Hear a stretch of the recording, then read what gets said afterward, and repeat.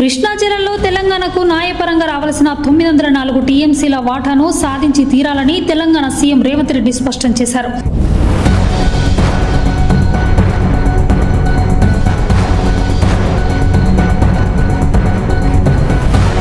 నికర మిగులు వరదలలో చుక్క నీరు కూడా వదులుకునేది లేదన్న ఆయన ఈ మేరకు కృష్ణా ట్రైబ్యునల్లో బలంగా వాదనలు వినిపించాలని న్యాయ నిపుణులకు దిశానిర్దేశం చేశారు.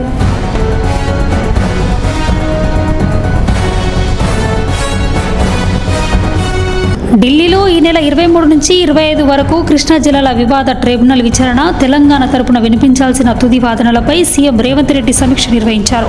మంత్రి ఉత్తమ్ కుమార్ రెడ్డి, సుప్రీంకోర్టు సీనియర్ న్యాయవాది వైద్యనాథన్, సిడబ్ల్యూసీ మాజీ చైర్మన్ కె ఓహరా, నీటిపారుదల సలహాదారుడు ఆదిత్యనాథ్ దాస్తో సీఎం రేవంత్ రెడ్డి చర్చించారు.